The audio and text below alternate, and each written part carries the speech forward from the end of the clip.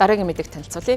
Америкийн нэгдсэн улс болон Хятадын хооронд худалдааны хэлцээр байгуулсан тухай мэдээллийг бүгд найрамд Хятад ард улсын худалдааны яамнаас өгсөн байна. За энэ талаарх мэдээллийг анхлан Америкийн нэгдсэн улсын ерөнхийлөгч мэдгдсэн. За тэрээр цагаан ордонд сэтгүүлчдэд уулзах үеэрээ энэ хэлцээрийн талаар мэдгдсэн боловч дэлгэрэнгүй мэдээллийг олон нийтэд өгөөгүй байсан юм. За энэхүү бүгд найрамд Хятад ард улсын худалдааны яамнаас энэ талаарх дэлгэрэнгүй мэдээллийг олон нийтэд өгч байгаа юм байна. За урьдчилан нийтэлсэн мэдээлэл дурдсанаар бүгд найрамд Хятад ард улс хяналттай бараа бүтээгдэхүүнийхээ экспортын зөвшөөрлийг үргэлжлүүлэн олгох бол Америкийн нэгдсэн улс Хятадын эсрэг авсан хэд хэдэн хязгаарлалтын арга хэмжээгээ зохих ёсоор туслах үүргийг хүлээж байгаа юм байна. За энэ одоо хэлцээр байгуулсан мэдээллийг Америкийн нэгдсэн улсын ерөнхийлөгч Пүрэв гаригийн орой мэдгдсэн. За тэгвэл энэ одоо хэлцээрс гарын үсэг зурсан мэдээллийг баасан гарагт албан ёсоор бүгд найрамд Хятад ард улсын худалдааны яам албан ёсоор мэдэгдэж байна. За өнгөрсөн 7 хоногийн ихээр бүгд найрамд Хятад ард улс ховор элемент болон одоо цахилгаан автомашин зэрэг өндөр технологийн бүтээгдэхүүнд ашигладаг ашигт малтмлын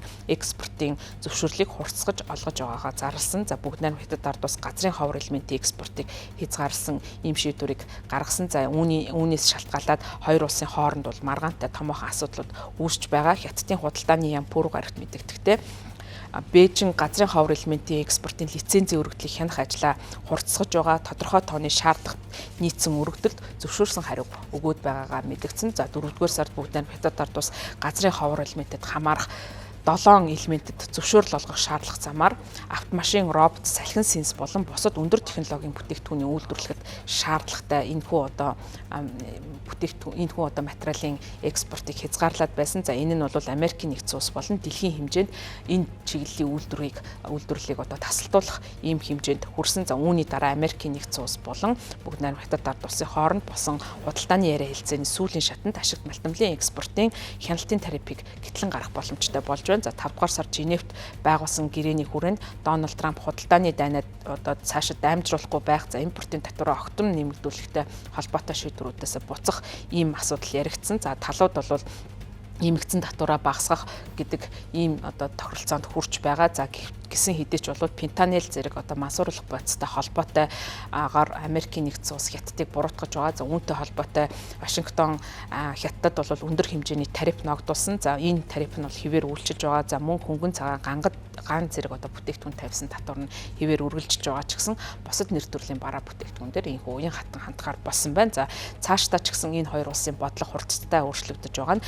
дэлхийн одоо хоёр том эдийн засаг тооцогдож байгаа. Хоёр улсад бол хүн дээр нөлөөлж байгаа юм байна. За 1-р сараас 3-р сар хүртэл Америкийн эдийн засаг 0.5% буурсан нь зарим талаараа Дональд Трампын ногдуулсан тарифээс хамааралтай ийм нөлөөллийг авчирч байгаа. За ялангуяа Дональд Трампыг импортын тариф ногдуулахаас өмнө компаниуд болон айл өрхүүд гадаадын бараа бүтээгдэхүүнийг яарвчлан худалдан авах шийдвэр гаргасан. За үүнтэй холбоотойгоор эдийн засгийн их агшсан ийм байдал үүссэн байна. За Хятад ч гэсэн энэ нөлөөлөл гарсан. Хятадын үйлдвэрлэлийн ашиг өнгөрсөн 5-р сард 9% буурсан. За үүн дотроо бол автомашин үйлдвэрлэгчдэд энэ гол нөлөөллөө авчирсан байна. За 1-ээс 5-р сард жилийн 1%-аас одоо доогуур бол энэхүү одоо үйлдвэрийн ашиг буурсан тухай мэдээллийг Хятадын статистикийн байгууллагуудаас өгч байна. За ямар ч үсэн талууд зарим одоо худалдаатай холбоотой асуудлаа шийдвэрлэж байна. За энэ нь бол Америкийн нэгдсэн улсын ерөнхийлөгч Дональд Трамп импортын тарифаар далайлах бодлогынхаа хүрээнд өөрийн зохих одоо бодлогын үр дүнд хүрэх гэсэн энэ алхам нь амжилттай хэрэгжиж байгаагийнх нь нэг илрэл болж байна. За нөгөөтэйгөр